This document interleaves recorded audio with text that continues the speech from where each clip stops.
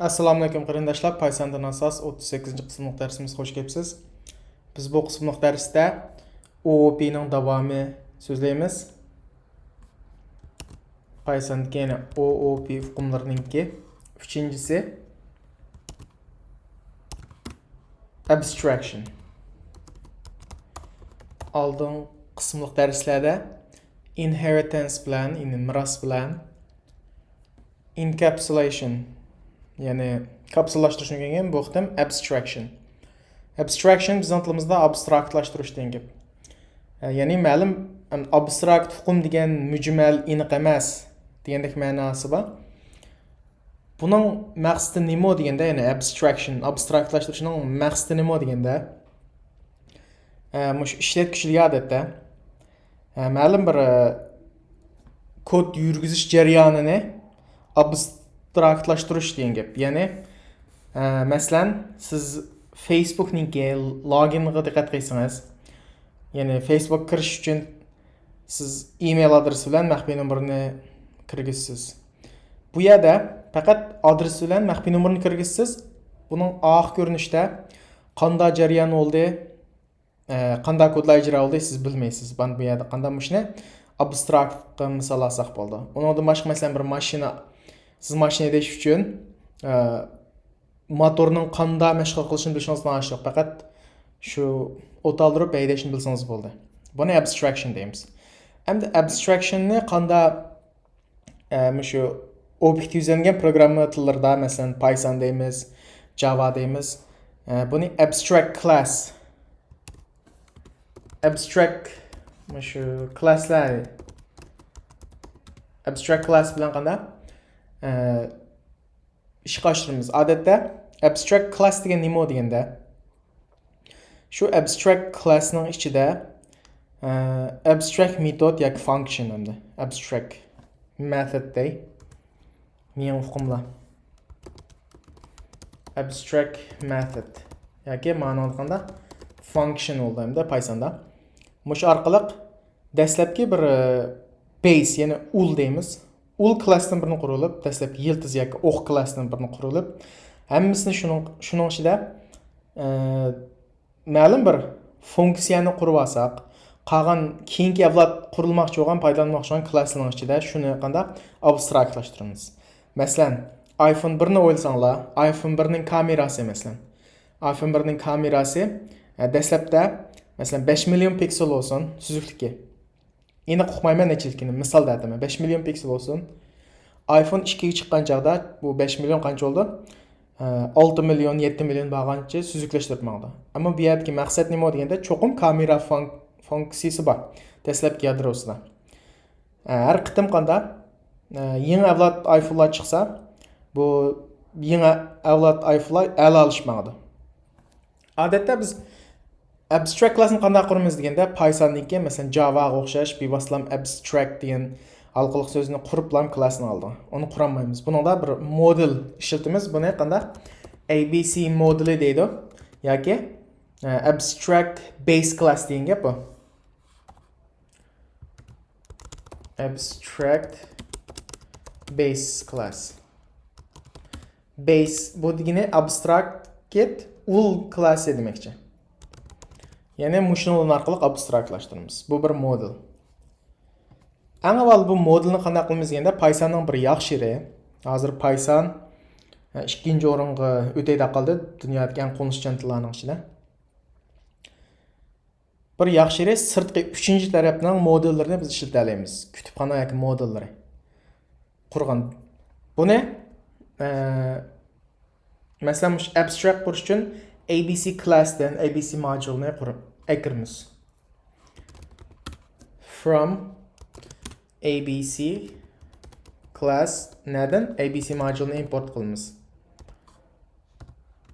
Ondan biz bu dastlabki classni qanday, ya'ni base classni bir method qursak, u method abstract method qurib olamiz abstraktlashtirish uchun masalan.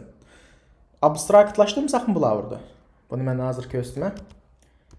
Abstract method. Bu muşunda eklerimiz abstract modulun abstract methodni. Hem bir class kurulu. Məsələn, Apple da, yəni iPhone telefonlarının beshimdə Apple deb turaylı.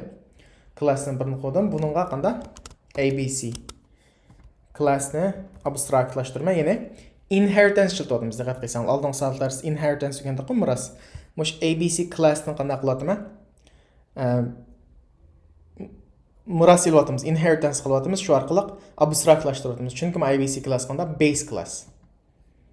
Ay shu 3-chi tarafninki. Məsələn, camera deyli, kamera. Bu funksiyasi bor. Dastlabda bo'lib pullangan bir telefonning qanda, masalan, yangi chiqqan telefon bo'lmagan bilan iPhone 1da bordi. Shun bo'lganda kamera degan bir maqsad qo'ydi. Hamda bu maqsadga qanda bu maqsadni abstract maqsad qilib qo'ydi. Add bilan abstract maqsad quramiz. Hamda bu abstract maqsad qanday bo'ldi desanglar, buni obyekt qilmaymiz. Yoki hech qanday o'z klassining ichida bir badan yo'q, hech qanday, ya'ni body yo'q demoqchi o'g'lim. Bir operation yurgizgan kod yo'q. Shuni buni qanday qilamiz? Pass. Pass nima edi? Bu null statement'ti. Biz tafsilga to'xtalgan encapsulation va burungi darslarda. Pass bu null statement. Bunda bo'lganda bu metod hech qanday yurgizilmaydi degan gap. Hamda yana bir hukm bilan tanishamiz. Buni overriding deydi.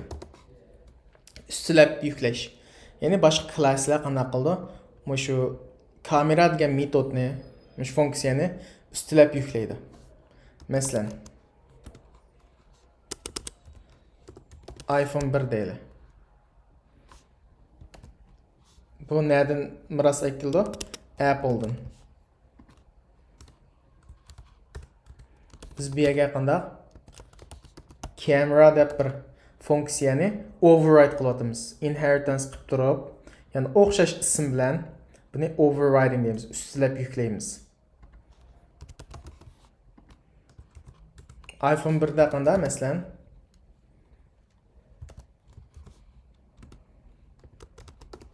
iPhone 1 camera 5 million pixel deb turay.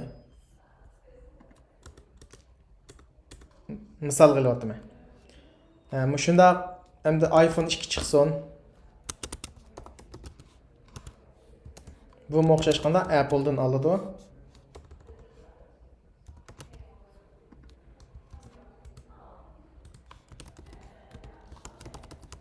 Camera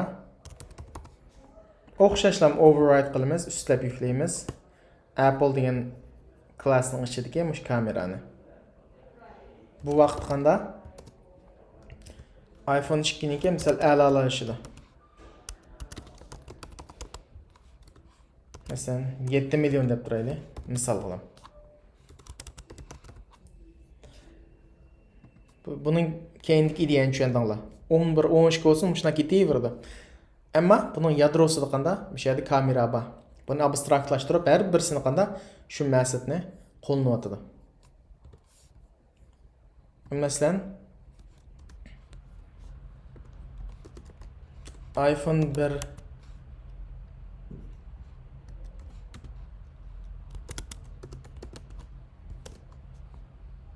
iPhone 1 klassdan chaqiray. Buning kamerasi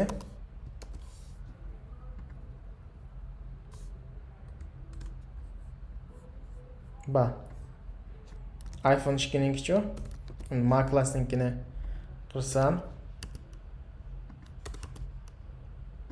buna o'xshash kamera, ammo maqsad ismi kamera, chunki o'xshash bir kamera. Buni overriding ustlab yuklashdan, ya'ni abstract maqsaddan qilyapmiz. Buni yurgizsam,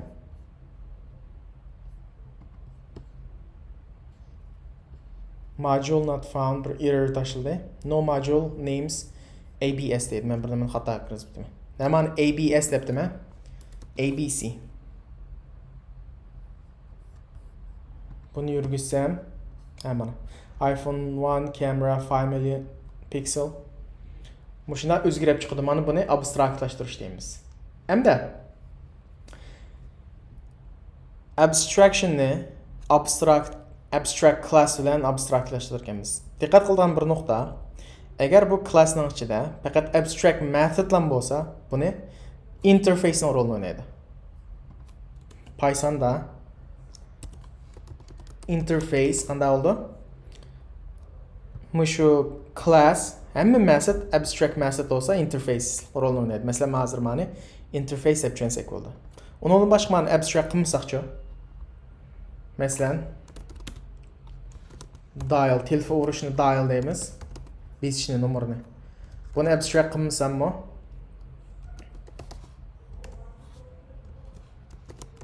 Dial nomer urdim demoqchi-ku.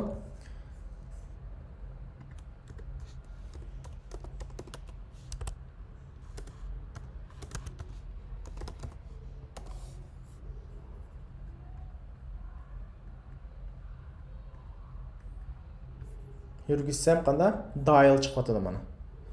Endi bu haqiqiy abstract method emas. Masalan, diqqat qilaylik. Bu abstract methodning yana bir diqqat qilgan nuqta. Biz kamerani chaqirmasaqchi. Buni instantiate deymiz inglizcha. Buni chaqirmasaq qanday bo'ldi?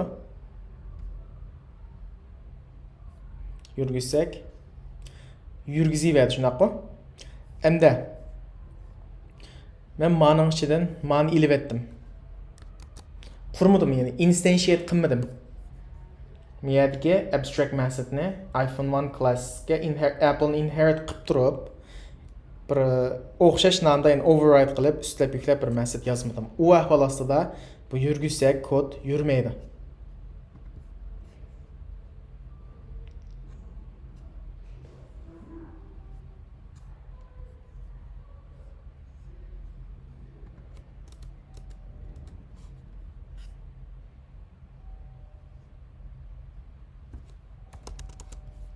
Mesela işlem yazmayla.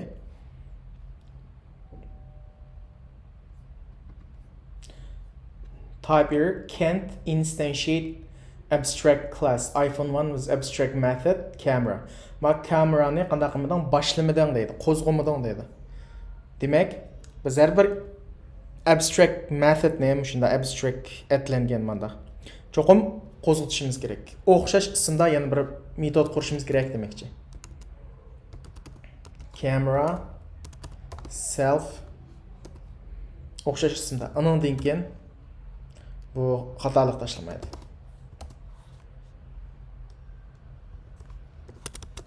iPhone 1 has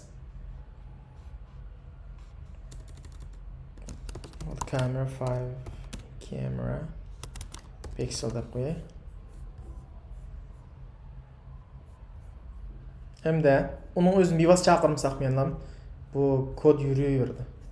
Mana xatolik tashlamaydi degan gap. Bu abstraktlashtirish. Bugungi darsimiz shulargacha.